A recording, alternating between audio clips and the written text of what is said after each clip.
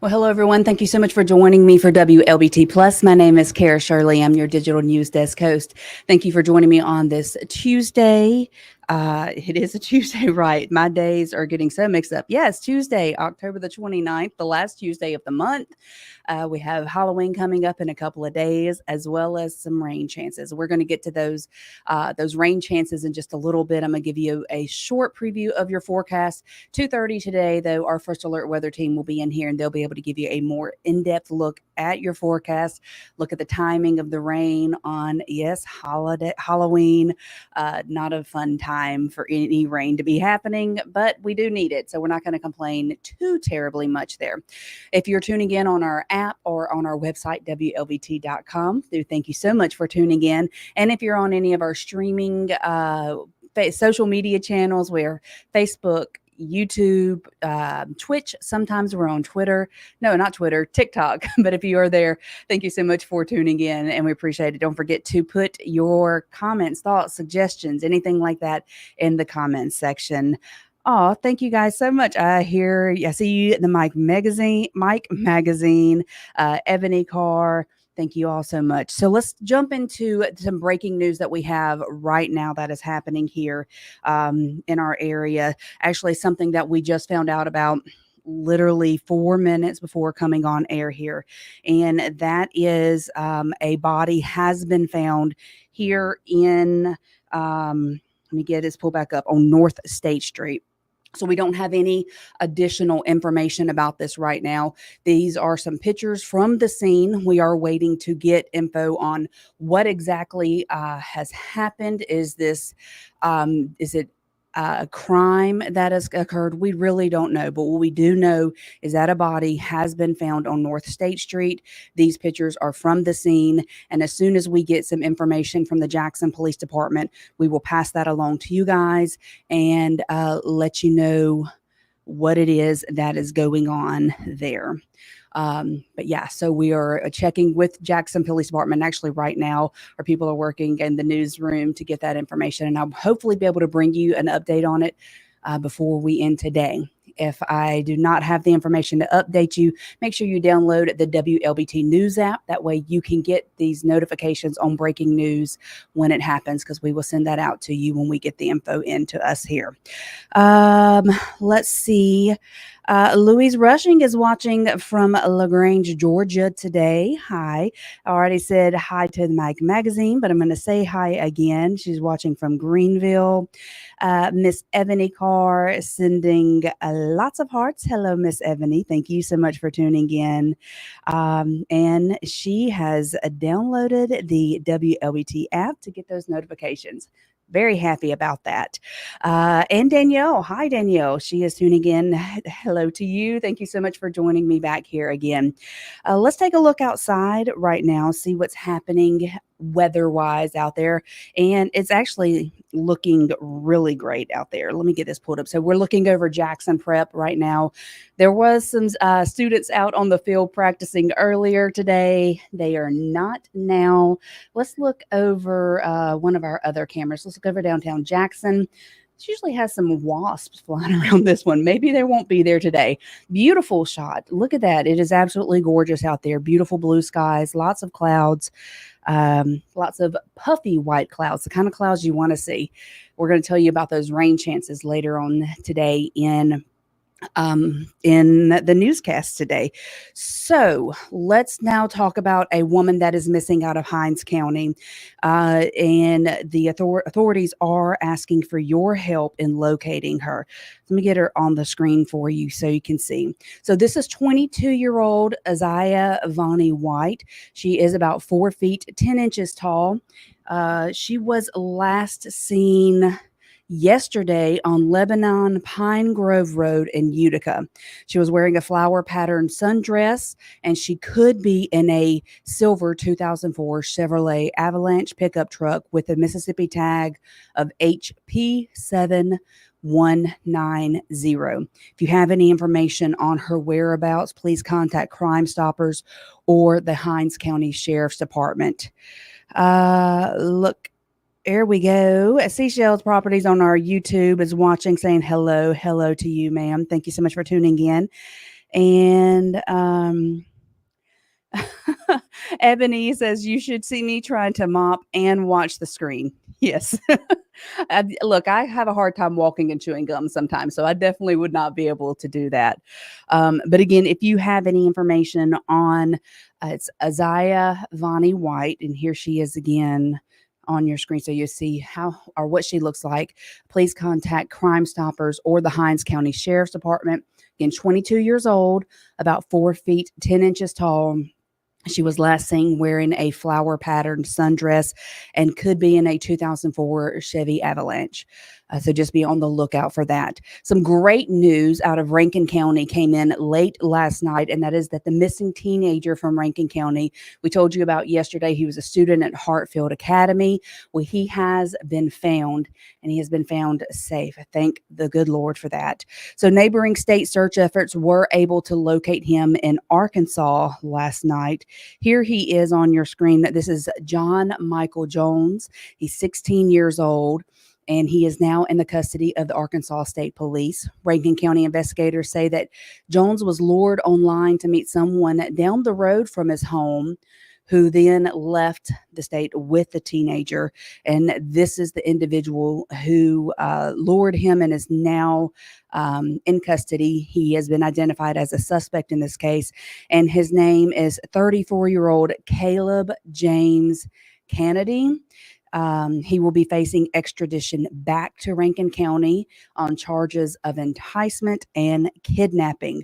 And guys, this is a great time to sit down with your kids. If you have kids, teenagers that are online social media. What kid is not nowadays, right? Really, I mean, it's almost impossible to keep your kids off of being on the web. It's really almost impossible. This would be a great time to sit down with them and explain the dangers of talking to people online. You don't really know who they are. They could be saying that they are one person and then they are not. And then something like this happens. Thankfully, John Michael Jones is safe, but this could have turned out a lot worse. Thankfully, there's a lot of prayers that were happening. We're so glad that he has been found safe.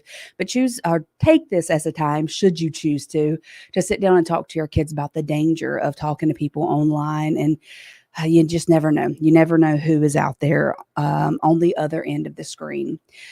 So now we're going to tell you about a boil water notice that is here, and it's affecting about 4,000 residents near the reservoir.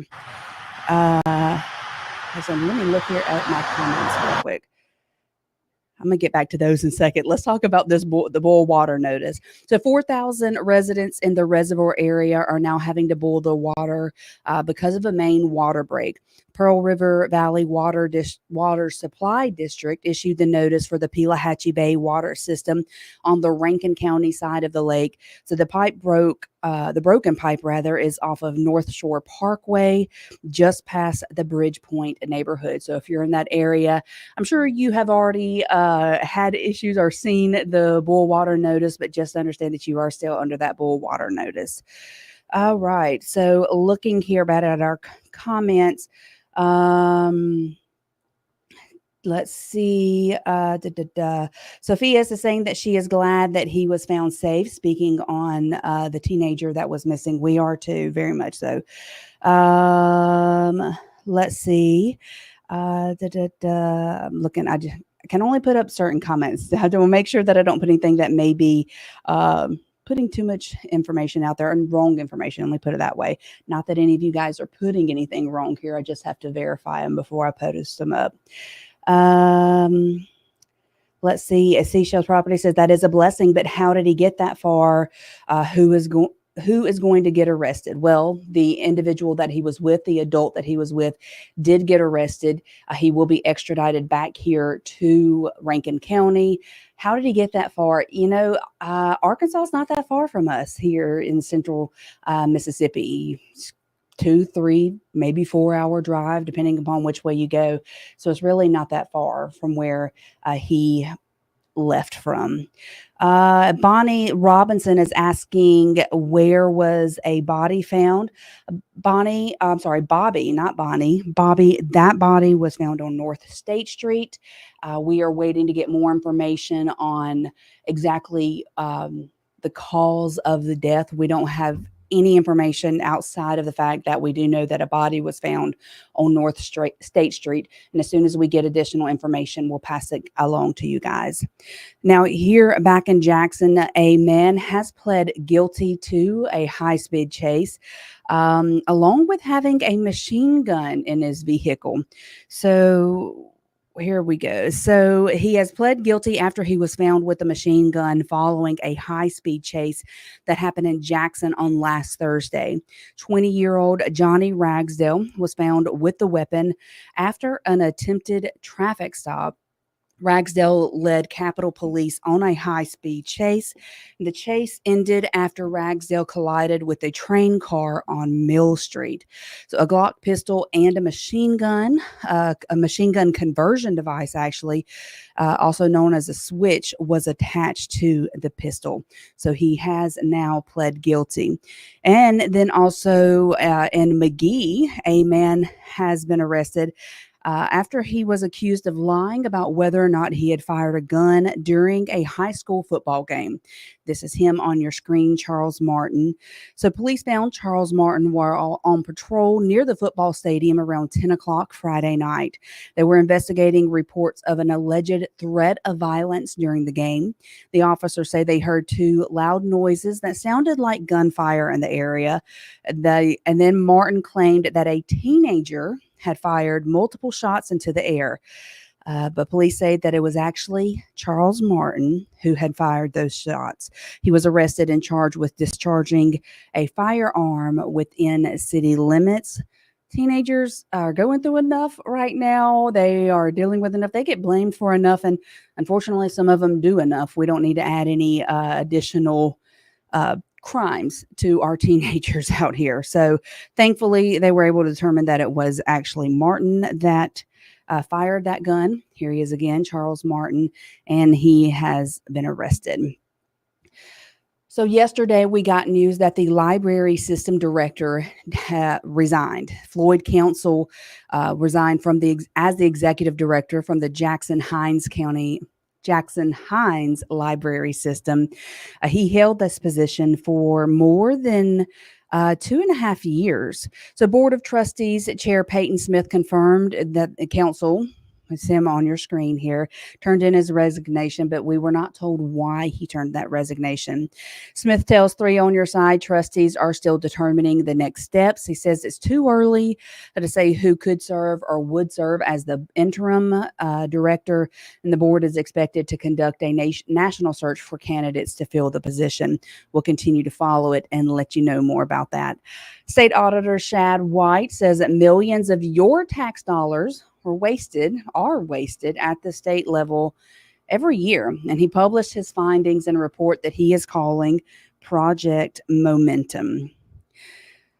So it includes a deep dive, let me mute this for you, a deep dive into 13 different state agencies. White says they were looking for government waste and at reoccurring expenses that could be curbed. Basically, that reoccurring expenses that aren't really needed.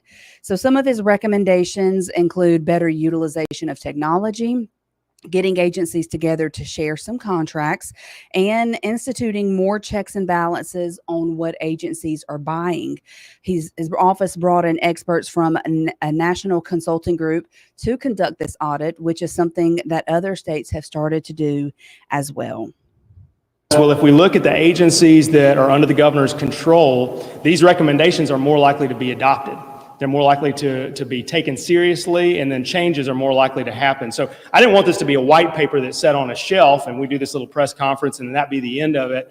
I wanted somebody to take a serious look at our recommendations and then put them into action. So some agencies' heads are pushing back, saying that the recommendations are out of their control and require legislative action. You can read more about their responses on our website on the story at wlbt.com. And there's been a counterclaim filed against Jackson in the Smith-Wills battle. So another volley has been fired in this legal fight over who controls Smith-Wills Stadium and the surrounding property. Of course, we know, it's been under the control of the city of Jackson, and then the state is saying that the city of Jackson was not following the rules, quote unquote rules, that should have been followed on that, and the city of Jackson needs to turn control of it back over to the state. Attorney General Lynn Finch has now filed a counterclaim against the city of Jackson. And what she is doing is asking the Hinds County Chancery Court to enforce provisions in the deed that calls for the city to return the property to the state. Her filing comes more than a month after the city sued Fitch to prevent her from trying to take possession of the property on the state's behalf. The city purchased 300 acres on Lakeland Drive from the state 80 years ago. So they purchased this 80 years ago from the state. As part of the deed agreement, the city agreed to use the land for parks and recreation, and that it would give it back to the state if it were used for something else. Now, of course, we are going to continue to follow this. We know Smith-Wills Stadium is used a lot here in Jackson. We have the JSU plays there. We have Jackson Public Schools. And I may be wrong on JSU. I remember us talking to the individual who is over Smith-Wills right now. I know that he spoke on having Jackson Public Schools come in and they use the facility at no cost to Jackson Public Schools. Now, what they are saying is outside of the agreement of the deed is there was a smoked tobacco or cigar store that was there on property. And they were saying that that was not supposed to be part of it. That's not supposed to be there. This is supposed to be used for just parks and recreation. Not sure how this is going to go, but we are going to continue to follow it and we will definitely keep you updated on it. Yesterday, here in Hinds County, or here in Jackson, rather, the newest member of the city council, well, actually the newest member of the city council is going to be sworn in next week. We were told about the date on yesterday. So Miss Tina Clay, or Montine Tina Clay, I don't want to say her first name wrong, so we'll just call her Miss Tina Clay. She will take the oath of office next Friday, or this Friday, November 1st, in the city council chambers at City Hall. She's an insurance agent, and she will be representing Ward 2 after defeating her opponent, Marcus Cheatham, in a runoff that happened last Tuesday. Of course, she's filling the seat that is left vacant by former councilwoman Angelique Lee after she resigned amid those bribery scandal investigations. congratulations to Tina for winning that, and we look forward to following you in your political career here. Now, yesterday, the mayor of Jackson gave us an update on those injured firefighters. Remember, we told you about a fire that happened late Sunday night here in Jackson, and 3 firefighters were injured. 2 were taken to the hospital, treated and released, but 1 was taken to the hospital and stayed in to receive further treatments. So the fire happened on Daniel Circle over the weekend. And here are some pictures of the fire, the home that was affected. So in all, 3 firefighters were injured. The 2 who jumped out of the window have since been released from the hospital and are now home, now at home recovering. See where they jumped out of the window there. When it comes to the fireman who is still in the hospital recovering, though, his name isn't being released at this time, but we do know that he is a district fire chief. He was injured immediately once he tried going inside the home. He's at Baptist Memorial Hospital undergoing procedures and is expected to make a full recovery. And we will bring you more information on that when we find out that he has been released. If we get a name or anything like that, we will pass that information along to you. Before we take a quick look at the forecast and some additional news stories that we want to bring to you, let's take a look at our sponsor, Jackson Water. Hey Jackson, curious about our water system? Join the Jackson Water Academy to get the inside scoop on our water and sewer operations. 3 sessions, 3 months, and a whole lot of hands-on know-how. You'll even get a behind-the-scenes tour of the O.B. Curtis Water Treatment Plant. So if you're ready to dive in, head to jacksonwater.com/water academy or give us a ring at 601-500-5200 to apply. But hurry, spots are going fast. And again, thank you so much to Jackson Water for sponsoring WLBT Plus. They make it possible for us to bring you this show every day at 1 o'clock, in addition to being able to bring you additional things, more content that we're going to be bringing to you in the future here. So thank you to Jackson Water. Let's take a look at our forecast right now, look at our current temperatures outside, and we are sitting in the low 80s. Actually, Carthage is in 76 right now, but looks like Vicksburg is the warmest place on the map right now, sitting at 82 here in Jackson, 81 in Monticello, 82 in Meadville. So very comfortable temperatures outside right now, and also very clear skies. You can see by looking at our radar here, we don't have any rain in the area. We're not expecting any rain today, but that will be changing. So if we look at our 12-hour forecast, you can see again, no rain chances today. We are going to drop down into the upper 60s overnight. But if we look at our 7-day forecast, look at that. 60% chance of rain on Thursday. And I believe a certain meteorologist told me today that those rain chances are looking to move in closer to the 5-6 o'clock in the evening hours, which is not going to be too fun for those trick-or-treaters out there. But it's a great opportunity to dress up as a person avoiding the rain, or get an umbrella, and you can be what is the Morton Salt girl, or you could wear a rain jacket and be the little kid from It. I don't know. Got several options to still get out and trick or treat, even though there's going to be rain. However, if it's going to be more severe weather, you might not want to. You may just want to save till Friday and go buy that 50% off candy.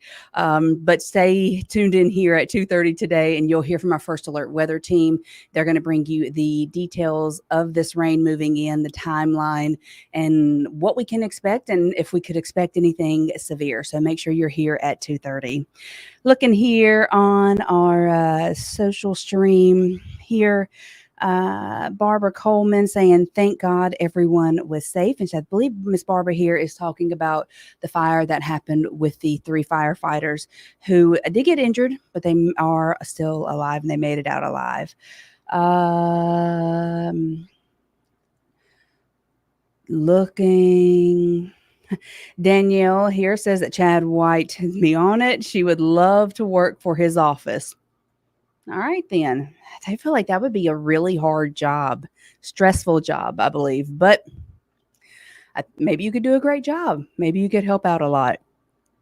So, how many of you guys watching visit any of the state parks here in Mississippi? We've got some beautiful state parks around here.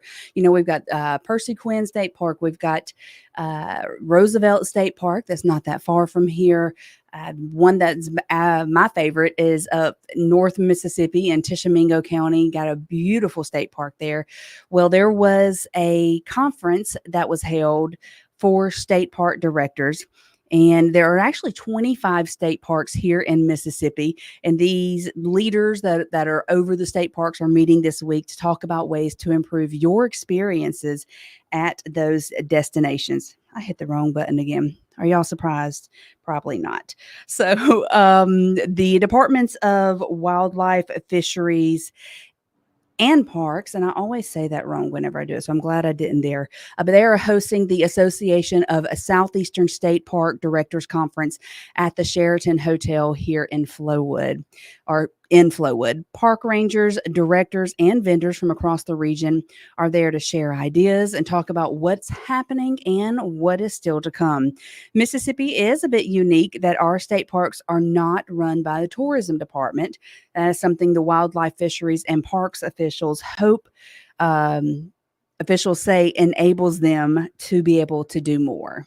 Well, we were created in 1989, and we at that time we moved all those the Parks Bureau under the Department of Wildlife, Fisheries, and Parks. I think it creates a sense of the ability for us to share resources and be able to do more for the community with our shared resources. So park officials encourage you to visit any of the 25 state parks to make lasting memories. One over in Clark County is Clarko. I've gone there several times. Beautiful place there. And Mitzi Stubbs says that she worked for the state parks for 30 years. Well, as a former employee of the state parks, which one do you recommend here in Mississippi the most? Mitzi, let me know, or let us all know what state park you recommend. Like I said, my favorite one that I've been to is the one up in Tishomingo State Park. My husband and family and I, we are avid campers. We live in a camper now. We live in an RV, but we used to do a lot of tent camping, and it makes for very affordable family vacations. So we were big into tent camping. We visit a lot of the state parks. Clarko is very beautiful, though. Again, we have Roosevelt State Park. We have Percy Quinn. We have Tishomingo. There's so many. There's 25. There we go. So, but yeah, let me know in the comments here, what is your favorite state park that you visited? Like I said, Tishomingo is mine. Shaspa said they need a water park area, a pathway to learning with camping clues, and more. That would be really fun. I know at Clarko over in Clark County, they have like a splash pad.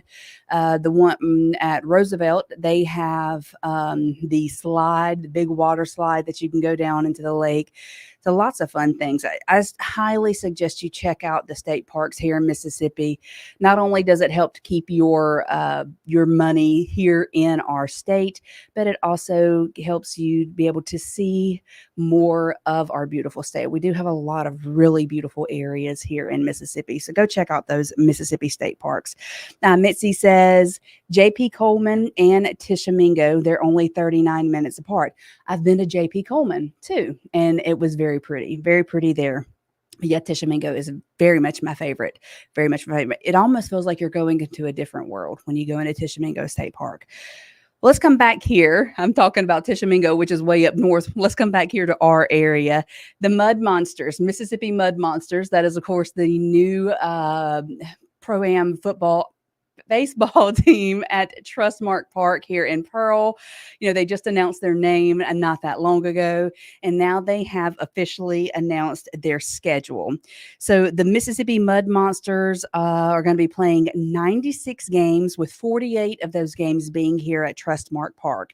The first game of the season will be Thursday, May 8th of 2025. You got plenty of time to plan to go out and support the Mississippi Mud Monsters, but they're going to be playing against the Florence Y'alls in a 3-game series. The Florence Y'alls. I'm not going to lie. I love that name. I do. I love that name. So the assistant general manager of the Mud Monsters says that they're excited to make a splash in the organization. I'm excited for them too. I love that. I'm sorry, Florence Y'alls. That is great. That is a great name. I've never heard of that before. Maybe I'm late to the party on the baseball team names, but I do think that is awesome. Again, that first game is going to be Thursday, May 8th of 2025. You got time to plan to go support the Mississippi Mud Monsters and get out there and enjoy some baseball right here in our area. So, and let's see, yesterday, some young girls here in the Jackson area got the opportunity to jumpstart on a STEM career through the American Heart Association. So, Monday, the Go Red for Women event connected. That's loud. They connected Jackson public middle school girls with local professionals in the field, women from Baptist Medical Center, the Bean Path, Ergon, and Nissan spent the day exposing these girls to different STEM positions. The girls participated in experiments and did the work in the science-based industry. I feel like it was a great opportunity to breach out of my comfort zone. I mean, usually I do STEM, but not that much, and it would help me get familiar with what I'm doing for my future. Our goal is to expose these young women to STEM-related fields so that hopefully we can spark an interest in them for their future to really help develop the workforce. So plans are underway for the next Jackson STEM Goes Red event. I'm going to admit something that may be a little embarrassing for myself, but when I first started hearing about STEM, STEM, having STEM programs at school, I didn't know what STEM meant.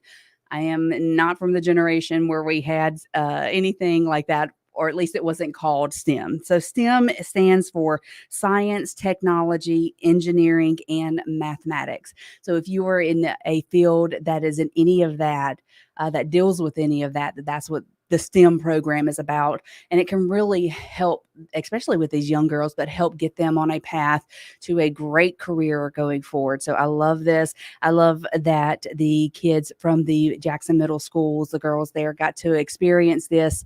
More power to them. I think that is awesome.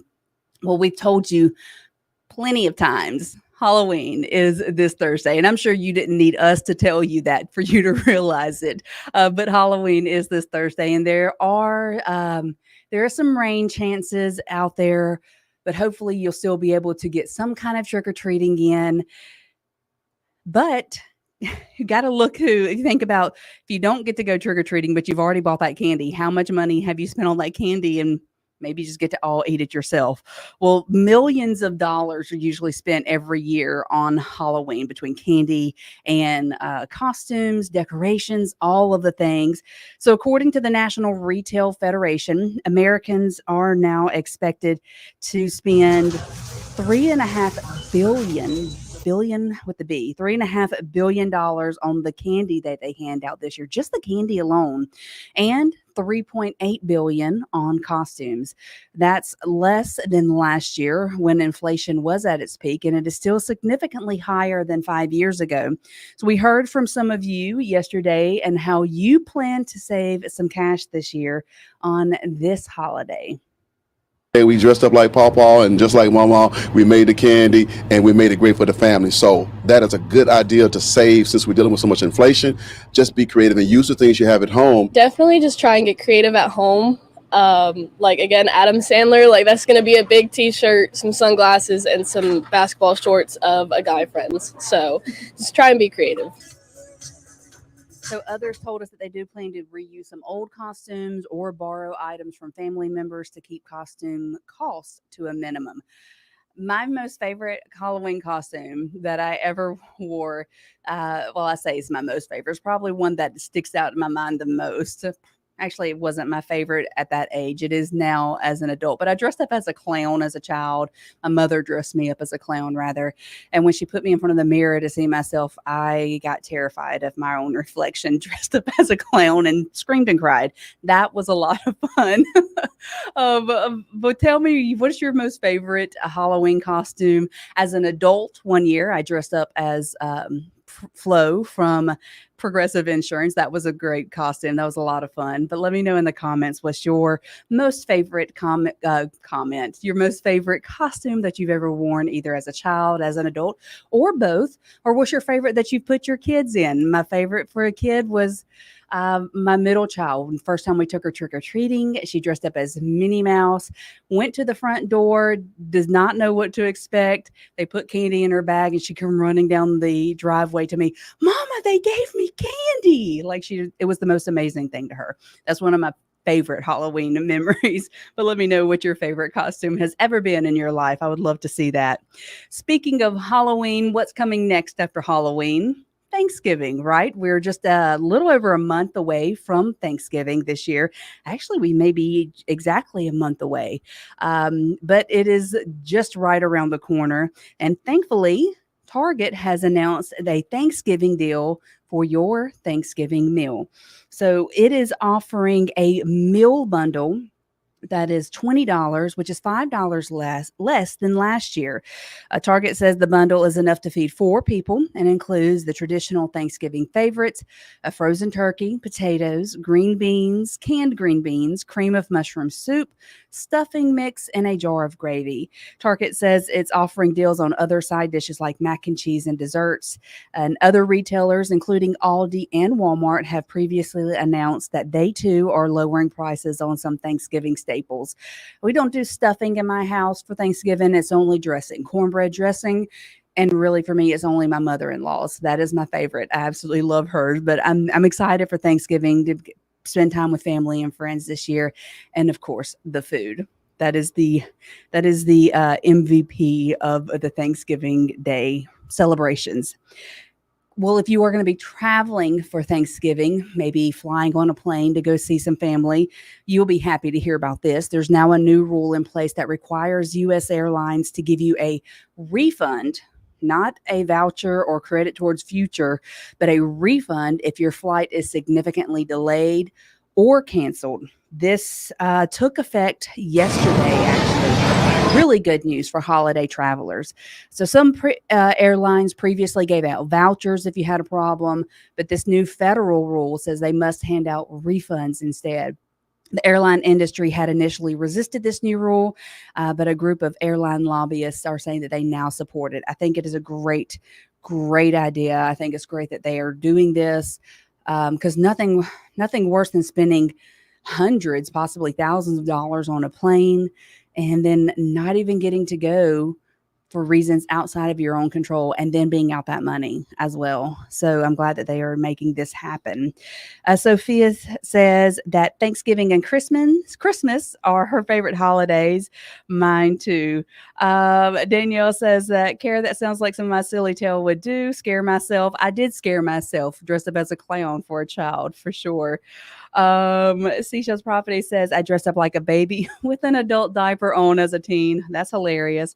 And your son dressed up like Superman. Love that. Barbara is asking here, how late before you get a refund? Don't have that information, Barbara. But you can visit the story on our website or just look up the new federal guidelines for refunds for airplanes, or for airlines rather, and you should be able to get that information. But we talked about Halloween, which is happening this Thursday. Then we moved on to Thanksgiving. It would be a big injustice if we did not talk about Christmas.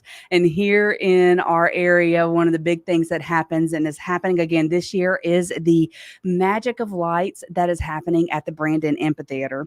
We are getting close to that starting, and tickets are now on sale for it. So the drive-through display will be set up again at the Brandon Amphitheater with more than 2 million lights and a variety of different displays. And this year you can get free pictures with Santa. That wasn't provided before. It is now. It's part of your ticket price now. So you can buy discounted advance tickets at magicoflights.com. And the event opens November 22nd and runs through January 5th. I'm a crazy Christmas person. Me and my husband are. My family is. We will definitely be checking this out. We are putting up our Christmas decorations this weekend, actually. So don't make fun of me. I just love Christmas that much. My husband would leave the decorations up all year. He loves it more than me. But I'm very excited to get those lights in the village and the nativity and all of that out this year. We make a bigger deal at our house with Christmas. Not so much the presents. Because I don't even put Christmas presents out under the tree until Christmas Eve. But we make it more about the experience and the magic and everything, spending time together and the holidays. So we love to create that little ambiance in our home as early as we can and not be completely ridiculed publicly for it. So for us, that'll be this weekend. All right, guys, that is going to be the end of WLBT Plus today. Have not yet gotten, well, actually, let me check and make sure, see if we've gotten an update. So here's what we have gotten an update on regarding the body that was found off of North State Street. I just heard from our reporter that is out there that the coroner has arrived, and Chief Banks says that she is going to be holding a press conference later today. So we will bring you that press conference when it happens. If we are unable to bring you the press conference, we will for sure bring you the information that we learn in there on this body that was discovered. Like I said, we don't know the reason behind the body being there. We don't know if it was a natural cause of death, if it was a crime. We don't have any of that information. As soon as we get that, though, we will pass it along. And if we are here when the press conference happens, we will be here. But if we're able to bring you the press conference live, we will do that. Otherwise, download the WLBT News app so that you can get those notifications on breaking news as it comes into us. I will be back tomorrow at 1 o'clock, 2:30 today. Our First Alert weather team will be in here to give you an update on your Halloween forecast and beyond. So make sure you tune in for that. I hope you guys have a great day. Thank you so much for joining me, and I will see you tomorrow or maybe later with the press conference. But see you guys later. Bye.